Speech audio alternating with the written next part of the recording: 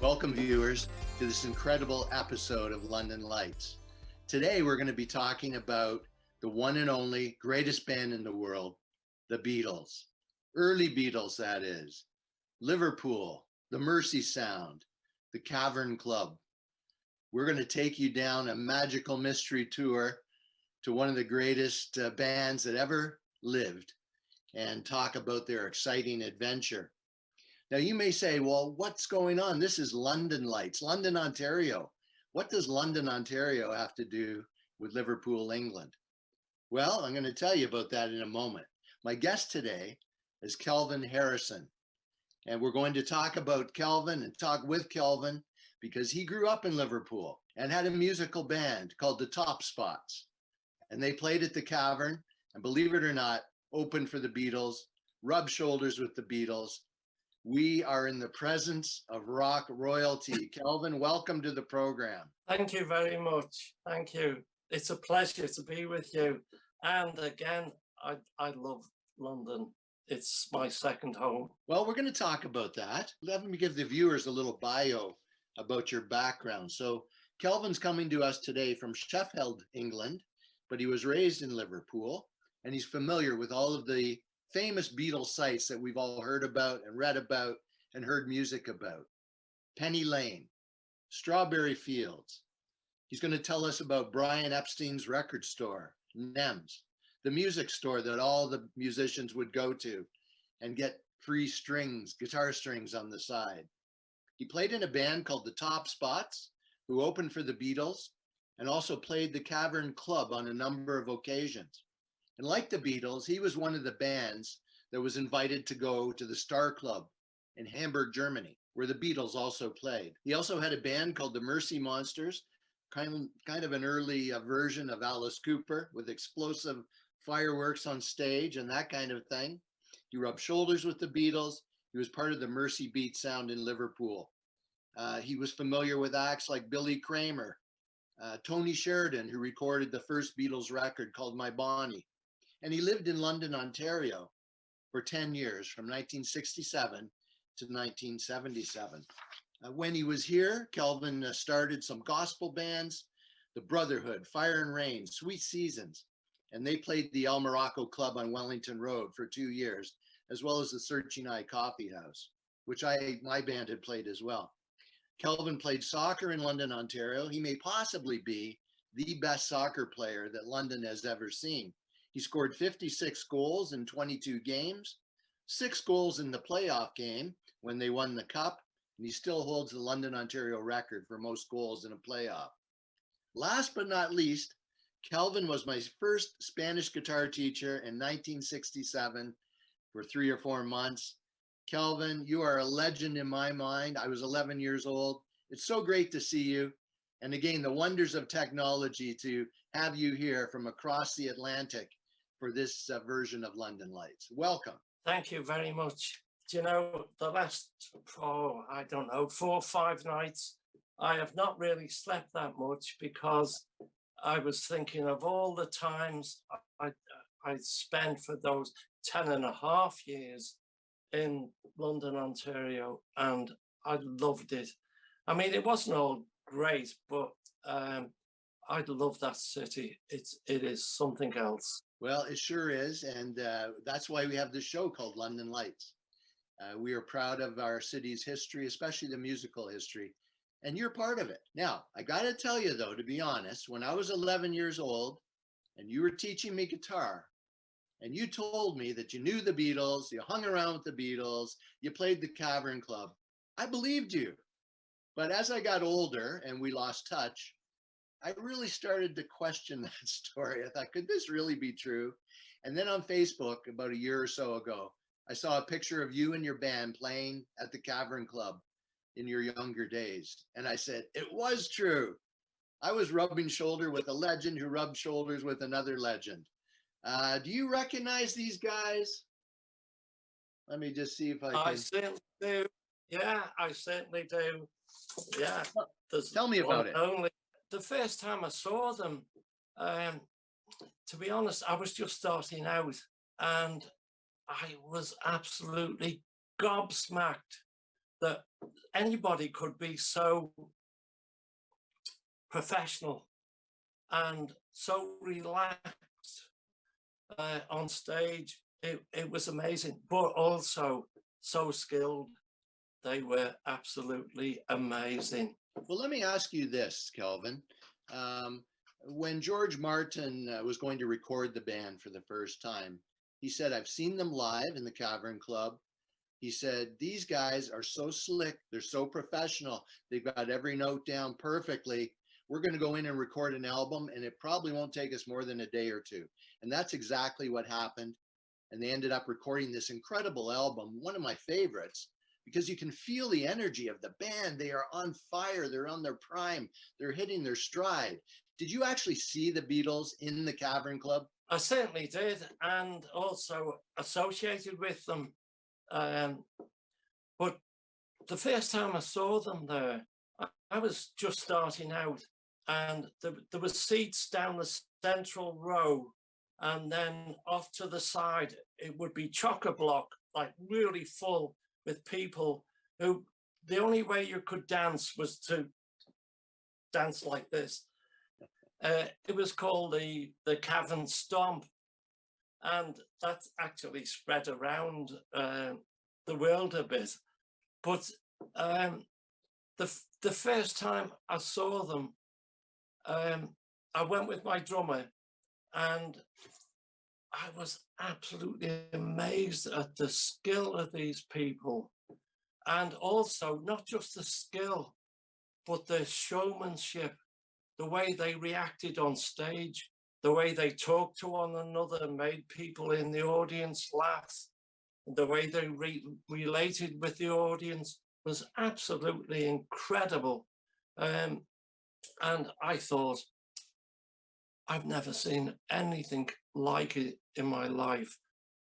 Paul I was a bass player. I am a bass player. But to see Paul playing bass, and in those days, he used to do things that he's not known for. He used to have his violin bass underneath his chin, and he would look over to the side and he would do these runs, and nobody else did that. And the skill was just, you know, we were seated in the aisle opposite the stage, and there was people dancing off to the side, chock-a-block. And I thought, how am I ever going to stand on a stage again and try and play? It was just incredible. The band is still in their early stage at that point, and they're honing their look and their skill. And that may, at some point, I guess Paul realized, hey, it doesn't look cool to have your guitar under your chin. But I see even in this photo, he's looking up to the almost up to the balcony. Of course, there's no balcony in the cavern, I assume. But he got that. He got that look from. Was it?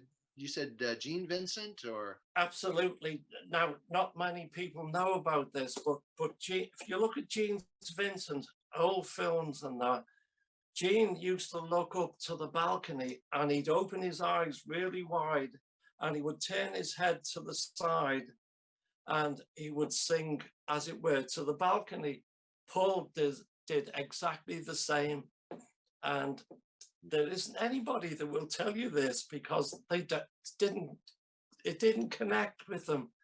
Yeah. But I knew Gene Vincent and I studied Gene Vincent. And when I first saw Paul, I thought, wow, he's Gene Vincent. But his looks and everything and his big eyes, it sort of, made you think. You couldn't do anything with the Beatles when they were playing, and you were sitting in front of them without thinking, wow. Well, I heard Paul was interviewed by Howard Stern this week, and I sat down and listened to the whole hour-and-a-half interview, and he talked about how they played in Hamburg, Germany. We know you did that as well. We'll talk about that. But his bass player at the time, Stu Sutcliffe, fell in love with Ashwood, the photographer, and said, I can't stay with the band. I'm staying behind in Germany. So Paul at that time played guitar, and they said, oh, who's going to play bass? And they drew straws, and it turned out Paul now was going to be the bass player. And he said, what do I do? It seems like a boring instrument. Then he heard James Jameson, I think is the name, from Motown in Detroit. Right. He said, Right. I'm inspired now. You can do a lot on the bass. And of course, Paul went on to become one of the greatest bass players of all time. Paul McCartney is perhaps amongst bass players underrated. He is absolutely fantastic, and his compositions are amazing. Sergeant Pepper, for example, who wrote anything like that? But the first time I saw him, I was just absolutely gobsmacked with his playing, and he used a pick. He didn't use, the old 2-finger thing, and he was left-handed as well, which most of us aren't, which helped when him and George were singing at the mic to have somebody left-handed, somebody right-handed. It was great, but he was amazing. He really was amazing. And if you listen to the bass on, I saw her standing there, he is playing some fast bass. So the band is now kind of getting recognized a little bit, but they really aren't considered super popular until they go over to Hamburg, Germany. And then they're introduced when they come back. Here's the Beatles from Hamburg. And now they really get big. Now, is that what was this whole thing with Hamburg, Germany? How did that come into play? And how did your band end up going there? You have to understand that Liverpool was bombed really badly. The port was really, during the war. And so was Hamburg, absolutely blitzed. And we were the children that grew up on bomb sites. We played on bomb sites. So did the children, the kids in Hamburg. And there was that sort of, relationship that we both grew up as children of the war. Everybody knew that the Beatles had gone to Hamburg and had worked their socks off. They played all kinds of hours for poor money. Initially at the top 10 club, I think it was, with the drummer set fire to the place. And then at the Star Club, and anybody who wanted to be anybody wanted to play at the Star Club because of the Beatles. And you played there? I actually have a list somewhere of all the bands that played and top people that played there, like Chuck Berry and people like that. And there was 102 bands in a year and artists that played the Star Club. So for anybody wanting to make a name for themselves, you wanted to go play the Star Club because the Beatles played there. Fantastic. So the Beatles made Star Club famous, and the two sort of clubs that were intertwined was the Cavern and the Star Club. And you played there. Fantastic. We got a lot of ground to cover here, but we do have to take a commercial break.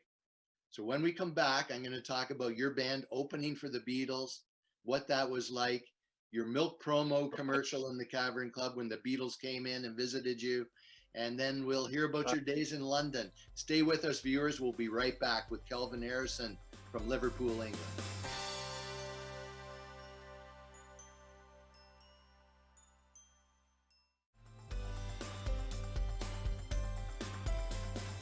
We're back with Kelvin Harrison from Liverpool, England.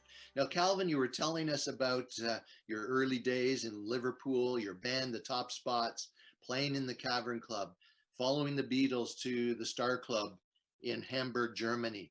And things are on the rise, and you're a going concern. And I understand there was a big concert with 10 bands one day. The final act was going to be the Beatles. You were the act that immediately preceded the Beatles. What was that like? That was scary. That was really frightening because we thought they will murder us. There was 2,000 people in two shows, 2,000 people the first show, 2,000 people the second show. And my equipment was a bit dodgy, so I borrowed an amp to play bass on, and every band was playing about 4 numbers, so there was 10 bands. I got on stage and the crowd was just screaming like mad, and my bass amp didn't work.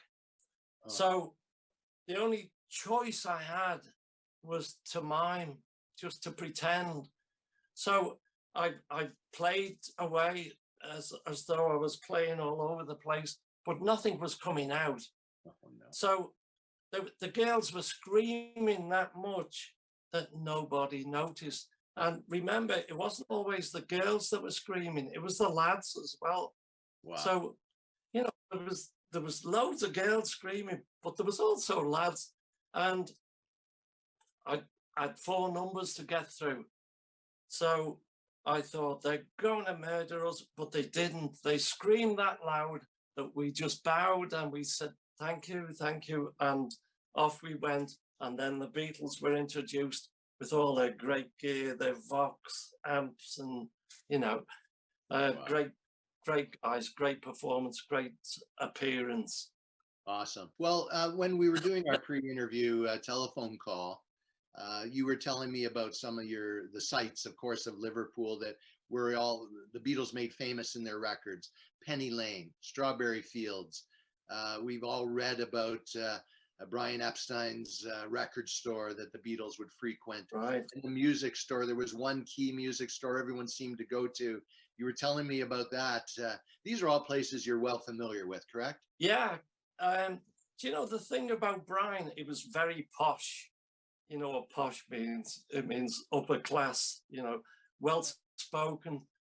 And he had this record shop that everybody in Liverpool used to go to. It was the main place. Like you had the Cavern, you had Brian Epstein's shop, and you had certain other places that were specific to the Merseyside thing.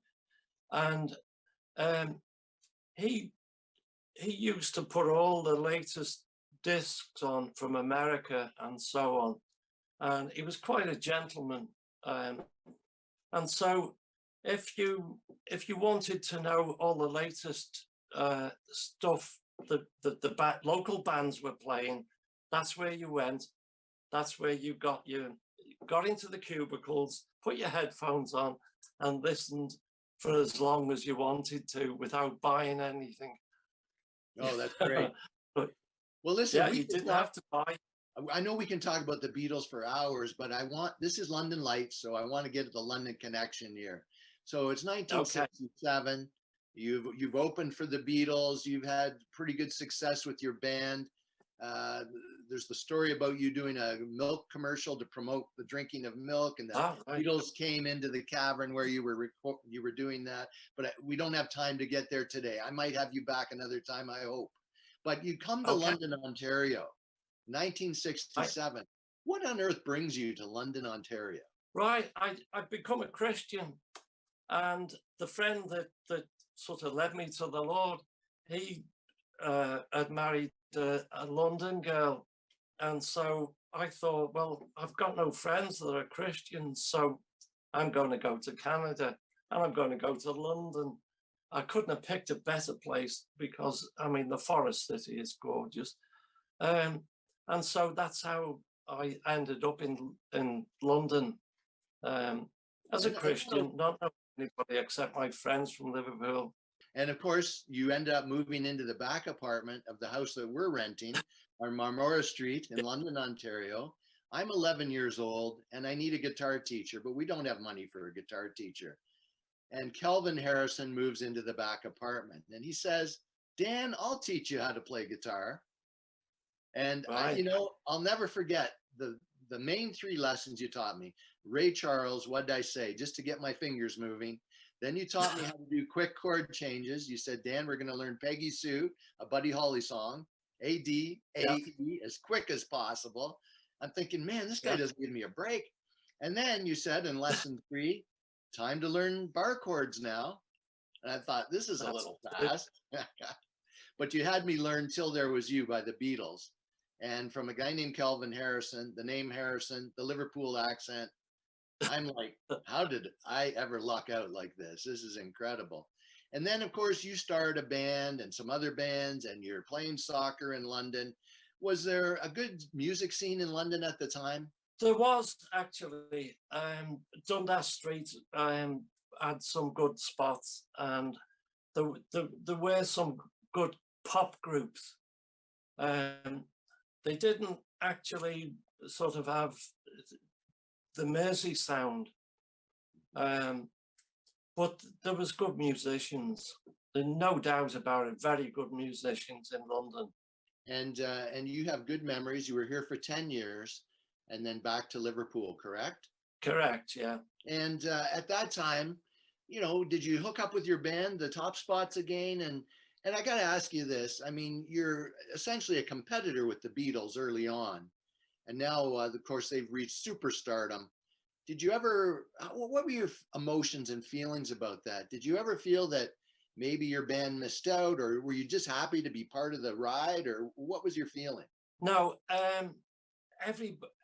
anybody that had an ounce of sense to be part of the situation, to be part of the whole thing,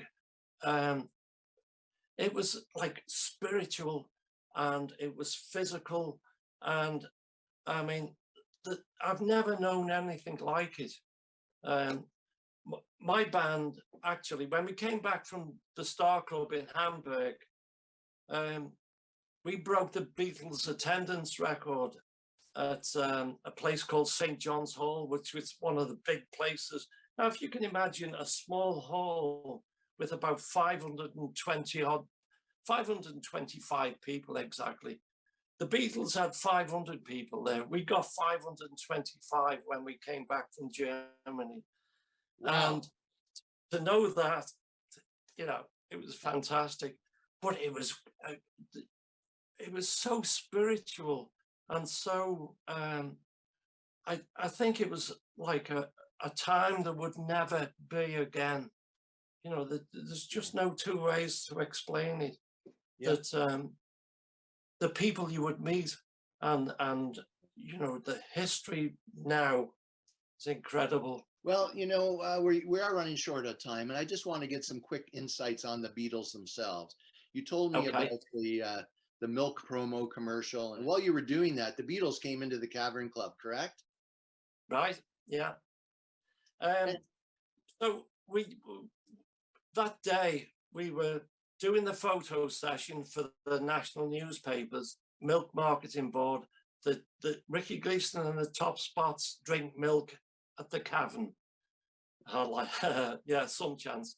But we did, you know, we advertised it, and then we went into it's a little changing room, or it was, at the side of the Cavern stage, and the Beatles came back to say hello and to have a chat, with Bob Wooler, who was the main DJ who used to book the bands for the Cavern.